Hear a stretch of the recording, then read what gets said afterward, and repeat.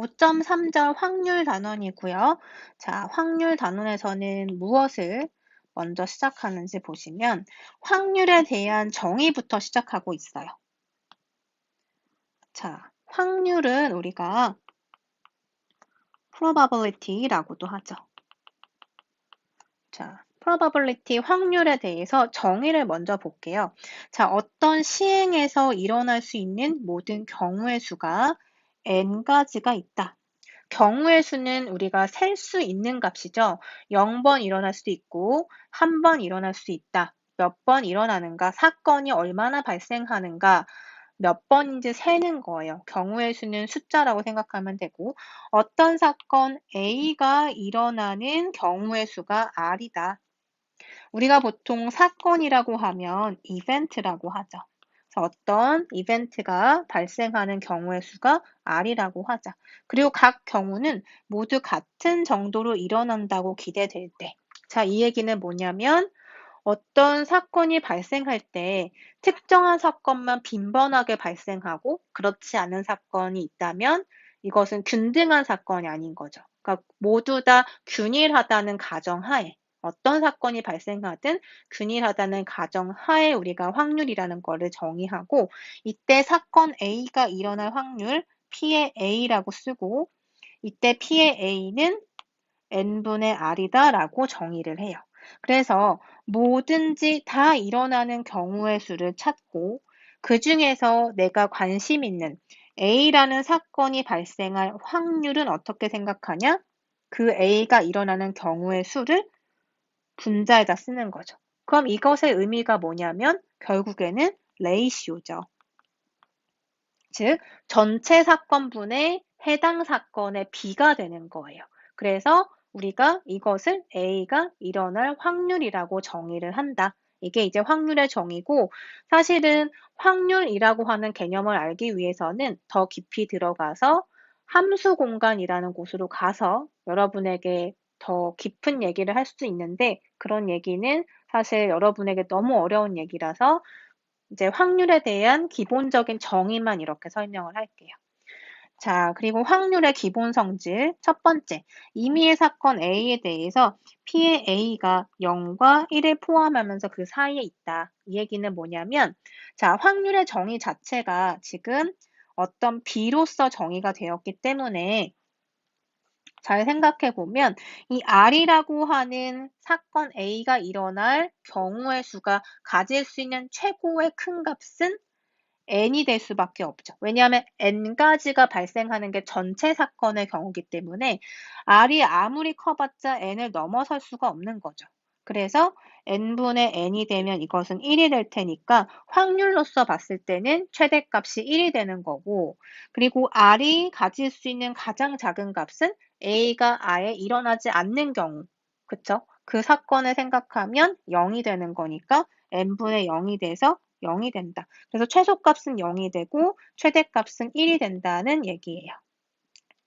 자, 그리고 언제나 일어나는 사건. 그러면 언제나 발생한다는 얘기는 전체 사건의 경우의 수가 n이라고 했을 때 항상 일어나기 때문에 n번 발생하는 것. 그래서 전체 확률을 1로 볼 수가 있다는 거죠. 그래서 언제나 일어나는 확률은 1이라고 생각하면 되고, 즉 100%가 되는 거죠. 우리가 그 퍼센테이지 계산하는 거 이자율 얘기할 때도 연습했었잖아요. 자, 0.1이라고 하는 것을 퍼센테이지로 보면은 100을 곱해서 10%가 된다. 이렇게 보듯이 확률도 마찬가지 1에 대해서 우리가 퍼센트로 생각을 해주면 100%죠. 그러니까 일어날 확률이 100%라는 것은 항상 발생한다는 얘기겠죠. 그 다음에 3번 절대로 일어나지 않는다.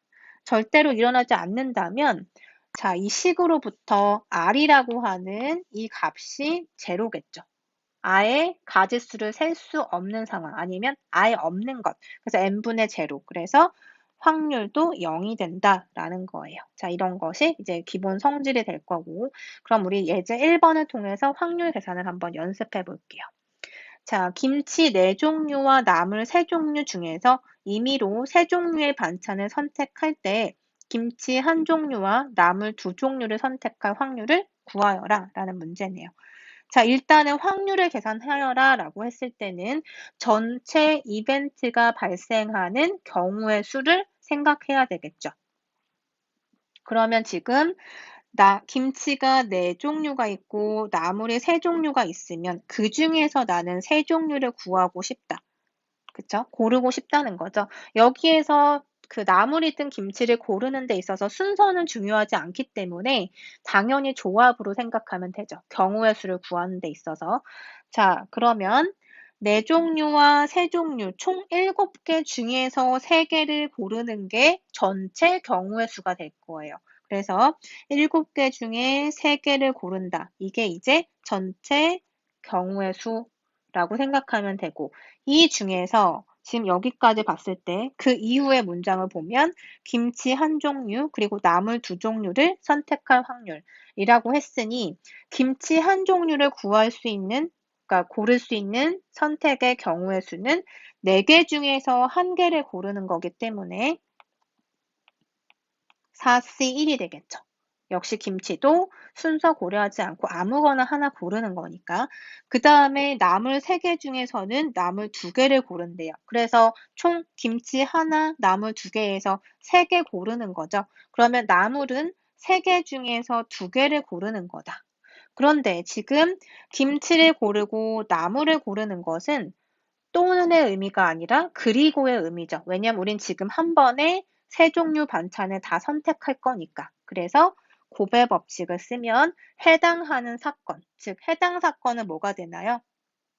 여기에서는 김치 1종류랑 나물 2종류를 선택하는 사건을 A라고 했을 때 지금 내가 구하고자 하는 것은 P의 A, 즉 A가 발생할 확률을 찾는 거고 그때 전체 경우의 수가 뭐냐면 7개 중에 3개의 반찬을 고르는 것. 그리고 A가 발생할 이 확률을 구하기 위해서 경우의 수를 찾아보면 이만큼이 되더라. 그래서 이만큼의 B를 구하면 되는 거죠. 자, 이 계산을 하면 A가 발생할 확률을 구할 수 있다라는 거예요. 자, 4개 중에 하나 고르는 건 4가지가 될 거고 3개 중에 2개를 고르는 건 사실 뭐랑 같다? 3개가 뭔가 있을 때 2개를 고르는 것은 하나를 버리는 거랑 똑같죠. 그래서 3C1과 같고 즉 3개 중에 하나를 고르는 거니까 3가지랑 마찬가지고 그 다음에 7C3은 어떻게 계산해요? 7팩토리얼 나누기 3팩토리얼 4팩토리얼 그래서 약분하면 7, 6, 5 곱한 거 남고 3팩토리얼이 6이니까 약분해서 분모는 35, 분자는 12 이렇게 되네요. 35분의 12라는 확률을 얻게 돼요. 당연히 35분의 12는 0과 1 사이에 있는 숫자 맞죠? 확률의 성질을 만족하고 있어요. 아래 표는 회사 전체 직원 229명 의 주요 통근 수단과 통근 거리를 조사한 것이다. 일단 통근 수단을 먼저 살펴보면 대중교통을 이용하는가 아니면 자기 차를 이용하는가 이렇게 2가지인 거고 통근 거리를 조사를 했더니 통근 거리는 15km 미만이냐 이상이냐로 분류를 했어요. 그쵸? 그래서 보통 지금 15km 이상인 사람이 15km 미만인 사람보다 거의 2배에 달하니까 좀 멀리 다니고 있네요. 자, 이 회사에서 임의로 선택된 직원의 통근 거리가 15km 이상일 때, 그리고 그 직원의 주요 통근 수단이 대중교통일 확률. 그쵸? 자, 그러면 일단 확률을 구하여라 라고 했고, 사건에 대해서 생각을 해보면, 통근 거리가 15km 이상의 주요 통근 수단이 대중교통이다 라고 하면 그것이 인터섹션이 되는 숫자가 83이라는 건 표를 이용해서 알 수가 있고, 그 다음에 확률을 구하기 위해서는 전체 사건의 경우의 수를 알아야 하는데, 이 경우에는 전체 경우의 수가 뭐가 될까요? 통근 거리가 15km 이상일 때 이게 지금 가정이기 때문에 15km 이상일 때 전체 가지수, 즉 경우의 수가 132인 것도 확인할 수 있죠. 따라서 132분에 해당하는 사건의 경우의 수 83가지, 83이라는 이 숫자를 넣어주면 전체 내가 구하고자 하는 확률을 구할 수가 있겠네요. 자, 그 다음에 이제 확률에 대한 몇 가지 정리를 볼 텐데 첫 번째 확률의 덧셈 정리에 대해서 볼게요. 우리가 앞에서 경우의 수를 다룰 때에도 합의 법칙이라는 게 있었고 곱의 법칙이라는 게 있었고 이렇게 그 의미가 통하는 용어들을 우리가 살펴봤는데 덧셈 정리라고 하면 사실은 합을 의미하는 거죠. 그러면 우리가 사실은 집합에서 관찰을 해보면 A라는 집합과 B라는 집합이 있을 때 그것의 전체 합집합에 해당하는 A 합 B를 우리가 뭐라고 하냐면 자, 이런 경우에 A가 속해 있는 부분 여기에 대해서 생각할 수가 있고 그쵸? 그러니까 가짓수를 한번 생각해 보는 거예요. 자, 이 n은 넘버라고 생각할게요. 그래서 a와 b를 합했을 때 원소의 개수는 결국에 a의 원소의 개수에다가 b가 가지고 있는 원소의 개수를 더하고 끝내도 될까요? 그렇지 않죠. 왜냐하면 이런 경우에는 겹치는 부분이 있기 때문에 a가 가지고 있는 가짓수와 b가 가지고 있는 가짓수를 더했을 때 한 번 겹치게 되기 때문에 겹치는 부분을 빼주면 된다. 그래서 A 인터섹션 B를 빼준다 라고 생각할 수가 있어요. 이것을 그대로 확률로 옮겨와서 생각을 하면 자, 이 가짓수라는 거는 경우의 수라고 생각을 할 수 있고 경우의 수에서는 합의 법칙이라고 생각할 수 있는데 만약에 A하고 B가 이렇게 전혀 무관한 상태다라고 하면 A와 B를 더했을 때 A 집합과 B 집합의 전체 넘버는 뭐가 될까요? A가 가지고 있는 숫자 더하기 B가 가지고 있는 숫자 이렇게 되겠죠. 그쵸? 하지만 이런 형태로 겹치는 부분이 있으면 한번 빼줘야 한다라는 성질을 얘기하는 거고 이걸 고스란히 확률로 가지고 오면 P라고 하는 것이 확률이었죠. 즉 A와 B라고 하는 것의 합집합 A라는 것도 이벤트고 B라는 것도 이벤트예요. 즉 두 개의 이벤트에 대해서 합집합에 대한 확률은 각각에 대한 확률을 더하고 공통 부분은 빼주면 된다. 라는 게 첫 번째 성질이고 두 번째, 서로 배반인 두 사건 A, B에 대해서는 자, 그냥 더해주면 된다. 라고 했는데 이 얘기가 바로 이런 경우를 의미하는 거죠. A와 B가 배반인 경우, 즉 공통인 부분이 없다는 뜻이에요. 그래서 A와 B의 합집합에 대한 확률은 그냥 각각의 확률을 더하는 것과 같다. 이렇게 생각할 수 있고 그 다음에 A의 여사건이 일어날 확률 여사건이라 함은 A가 발생하는 사건에 정반대되는 사건이라고 생각하시면 돼요. 그래서 A의 여사건에 대한 확률은 결국에 전체 확률 1에서 A가 발생한 확률을 빼면 된다. 왜냐하면 확률이 발생한 최대 값은 1이기 때문에 1이 전체 사건이 발생하는 확률이고 거기에서 A가 발생한 확률을 빼주면 나머지가 결국에는 A의 여사건에 대한 확률이 된다라는 뜻이겠죠. 우리 예제 3번 한번 적용해 볼게요. 자, 어떤 학생의 책장에 있는 책들의 제목을 조사하였더니 한글이 포함되어 있는 책은 전체 2분의 1이었고 영어가 포함된 책은 전체 7분의 3이고 한글과 영어가 모두 포함된 책은 전체 14분의 3이었다. 이 책장에서 임의로 한 권의 책을 택했을 때 책 제목에 영어 또는 한글이 포함된 책을 택할 확률을 구하여라 라고 했어요. 자, 일단 우리가 사건을 분류를 해봅시다. 책 제목에 한글이 포함되어 있는 사건을 A라고 해볼게요.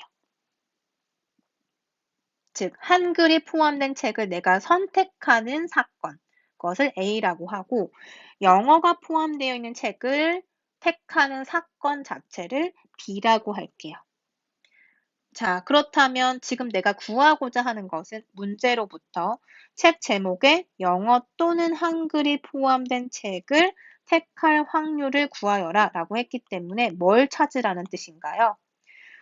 영어가 포함되어 있는 사건 A, 한글이 포함되어 있는 사건이 A, 영어가 포함되어 있는 사건을 B라고 했을 때 또는 이라고 하는 말로부터 A 또는 B라는 뜻이고 집합으로 봤을 때는 합집합의 개념이다. 그래서 A 유니온 B가 될 확률을 찾아라 라는 문제였던 거죠.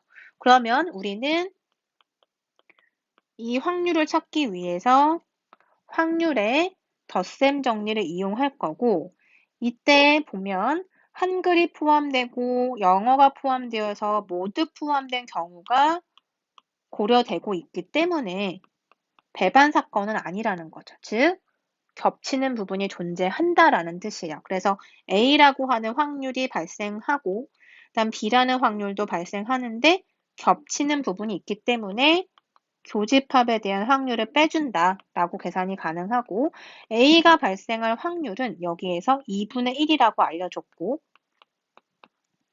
B가 발생할 확률은 7분의 3이라고 했고 그 다음에 모두 포함되어 있다. 모두. 한글과 영어가 모두 포함되어 있다는 뜻은 A와 B가 동시에 발생하는 교집합으로 의미를 해석하면 되겠죠. 그래서 14분의 3을 빼주면 전체 내가 알고자 하는 확률값을 계산할 수 있어요.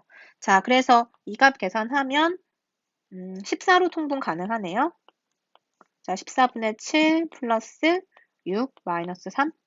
그래서 14분의 10 통분하니까, 약분하니까 7분의 5. 자, 이렇게 확률을 계산할 수 있어요. 자, 예제 4번도 한번 봅시다. 어느 공장에서 생산한 10개의 제품 중에는 2개의 불량품이 있다.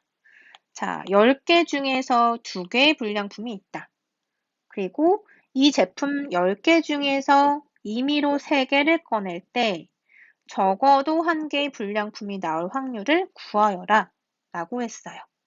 자, 그러면 내가 찾고자 하는 것. 문장에서 보면 적어도 1개의 불량품이 나올 확률을 구해야 하는데 확률을 구하기에 앞서서 사건을 결정을 해보면 적어도 1개의 불량품이 나온다. 이 사건 자체를 A라고 해봅시다. 그러면 이때 A의 여집합은 무엇을 의미할까요? 뭔가 제품이 있는데 그 중에서 몇 개 꺼냈을 때 적어도 1개의 불량품이 있다라는 것에 완전히 반대되는 사건은 적어도 1개 있는 것에 반대. 불량품이 전혀 없는 거겠죠. 그래서 불량품이 하나도 없는 것. 자, 이렇게 정의를 해볼게요. 그러면 지금 내가 찾고자 하는 것은 적어도 1개의 불량품이 나오는 A라는 사건에 대한 확률을 찾고 싶은 거죠. 위에서 봤던 확률의 성질 중에서 이 세 번째 성질. 그럼 A가 일어날 확률을 찾는 것은 전체 확률 1에서 A의 6건에 대한 확률을 빼는 것과 같다. 이렇게 생각을 해본다면 자, A의 6건이 발생할 확률을 알아야 되겠죠. 이것을 찾기 위해서 또 생각을 해봅시다. 자, 확률이기 때문에 전체 경우의 수가 필요하고 해당 사건, A의 여집합에 대한 해당 사건의 경우의 수가 필요해요. 비율로서 존재하겠죠? 그러면 전체 개수는 뭐가 된다? 지금 상황이 10개 중에서 3개를 꺼낸다. 이게 지금 전체 경우의 수를 결정하겠죠. 그냥 꺼내는 거예요. 순서 따윈 필요 없어요. 그래서 10개 중에서 3개를 꺼낸다. 이렇게 보시면 되고 그 다음에 분자에 해당하는 사건, 즉 A의 여집합이 발생하는 경우의 수. 뭐죠? 불량품이 하나도 없는 사건을 의미하기 때문에 어떻게 보면 될까요? 지금 10개의 상품이 있어요. 근데 그 중에서 불량품이 2개가 있어요. 그러면 불량품을 하나도 없는 사건을 만들기 위해서는 불량품이 아닌 8개 중에서 뽑으면 되는 거겠죠. 그쵸? 그래서 8개 중에서 몇 개를 뽑는다? 임의로 3개를 뽑는다 했으니까 3개를 뽑는 거죠. 그럼 이게 바로 A 여집합에 대한 경우의 수가 되겠죠. 그쵸? 자, 그래서 이걸 계산을 해주면 8C3은 8팩토리얼 나누기 3팩토리얼 5팩토리얼 그 다음에 10C3은 10에서 3팩토리얼 7팩토리얼 이거 계산하면 돼요. 자, 간단한 계산이죠. 자, 위에 있는 값 8팩토리얼과 5팩토리얼 약분하면 8, 7, 6 곱한 거 남고 3팩토리얼로 나눴는데 이건 6이고 약분되죠. 그래서 56만 남고요. 아래에 있는 분모는 10팩토리얼과 7팩토리얼 약분하면 뭐만 남죠? 19, 8만 남고 아래 3팩토리얼이니까 3 곱하기 2 해서 3과 9는 약분해보고 2와 8도 약분할게요. 그러면은 분모는 120이 되고 분자가 56이 되네요. 그죠? 자, 그래서 약분을 좀 해봅시다. 120하고 56이니까 이게 8로 약분되죠. 8, 그 다음에 이것도 8로 약분하면 15. 15분의 7이 나오네요. 따라서 내가 구하고자 하는 A가 발생할 확률, A가 발생할 확률은 1에서 지금 찾은 확률을 빼면 된다. 그래서 1 마이너스 15분의 7을 하면 15분의 8이 나오네요. 자, 이렇게 계산할 수가 있어요. 자, 그 다음에 예제 5번도 한번 봅시다. 서랍 속에 검은색 양말이 한 짝 있고 파란색 양말이 7짝, 노란색 양말이 4짝이 들어있다. 이 서랍 속에서 임의로 2짝의 양말을 동시에 꺼낼 때 모두 같은 색의 양말이 나올 확률을 구하여라 라고 했어요. 자, 그러면 12짝의 지금 양말을 꺼내는 거죠. 결국에는 검은색 하나, 양말 파란색 7개, 노란색 4짝이니까 전체적으로 보면은 총 몇 짝이 있어요? 12짝의 양말이 있는 거죠. 총 12짝의 양말이 서랍 속에 있다. 그런데 그 중에서 몇 개를 꺼낸다? 2짝을 꺼내고 싶다. 그러니까 12에서 2개를 꺼내는 거. 12 컨비네이션 2가 되겠죠. 그래서 이걸 일단 계산해 놓을게요. 자, 12 팩토리얼, 2 팩토리얼, 10 팩토리얼. 그래서 약분하면 12 곱하기 11 나누기 2가 돼서 66. 66가지의 경우의 수가 일단 전체가 되는 거고, 이때 우리가 알고 싶은 것은 뭔가요? 같은 색의 양말이 나올 확률. 2짝을 꺼냈을 때 같은 색이 나올 확률을 찾고 싶은 거예요. 자, 그래서 우리가 일단 사건을 분류를 해보자면 2짝의 양말이 모두 파란색일 경우 2짝을 꺼냈을 때 2짝을 동시에 꺼냈는데 둘 다 파란색일 사건을 A라고 해보자. 그죠? 그리고 노란색으로 나오는 경우, 노란색 2짝이 나오는 경우 B라고 해보자. 그리고 검은색은 어차피 양말 한 짝밖에 없으니까 이건 생각하지 않기로 해요. 자, 그래서 이렇게 파란색이 나올 확률 사건을 A라고 하고 노란색을 B라고 하면 두 사건 A와 B가 일어나는 경우의 수를 한번 찾아봅시다. 자, A가 발생할 경우의 수는 어떻게 되나요? 파란색 양말은 총 7짝이 있는데 그 중에서 2짝을 꺼내서 얘네가 나오려면 7개 중에서 2개 꺼내면 되는 거죠. 그다음에 B라고 하는 사건 중에서도 노란색이 4짝 있는데 그 중에 2짝 꺼낼 수 있는 거죠. 그래서 4C2라고 볼 수가 있어요. 그러면 이때 A가 발생할 확률은 뭐라고 볼 수 있나요? A가 발생할 확률은 전체 경우의 수가 66가지죠. 왜냐하면 12짝 중에서 일단 2짝 고르는 거니까. 그래서 66가지 중에서 A가 발생할 확률은 A가 발생하는 경우의 수인 7C2만큼이 되고 7C2를 계산하면 21이 돼서 나눠주면 22분의 7이라는 확률이 나와요. 그러면 P의 B는 뭐가 될까요? 전체는 66으로서 동일하고 B가 발생하는 경우의 수가 4C2다. 그래서 계산하면 11분의 1이 된다. 이렇게 알 수 있죠. 자, 그런데 이때 두 짝이 모두 같은 색의 양말이 나오는 사건. 두 짝이 모두 같은 색깔의 양말이 나오는 사건은 뭐가 될까요? A하고 B만 생각하면 되죠. 왜냐? 검은색 양말은 한 짝밖에 없으니까. 지금 두 짝을 꺼낼 때 일어나는 거잖아요. 그래서 우리는 지금 A 합 B라는 사건에 대해서 생각하는 거고 A하고 B가 동시에 발생하는 거는 있을까요? 없을까요? 이런 경우도 있을까요?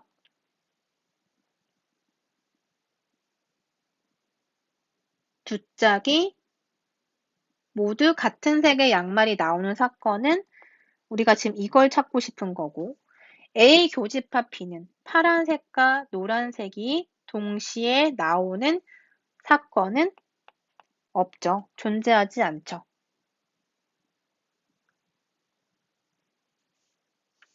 그쵸? 그래서 확률의 덧셈 정리를 쓰면 A 합 B는 A의 확률에서 B의 확률을 더하기만 하면 된다. 그래서 지금 찾은 이 두 개의 확률을 더해주기만 하면 되네요. 자, A와 B의 공통이 공집합인 이유는 두 짝의 양말을 동시에 꺼내는데 우리가 A라는 사건 자체를 파란색 양말 두 개 꺼내는 사건이라고 했고 B라고 하는 사건 자체를 노란색 양말 두 짝을 꺼내는 거라고 했죠. 그래서 어차피 우리는 두 짝밖에 안 꺼낼 거기 때문에 A랑 B를 동시에 진행시킬 수가 없는 거죠. A만 되거나 B만 되는 거잖아요. 그쵸? 그래서 이렇게 두 개를 더하기만 하면 확률을 구할 수가 있는 거예요. 뒤에 있는 조건부 확률부터 해서 곱셈 정리로 이어서 정리해 보도록 할게요.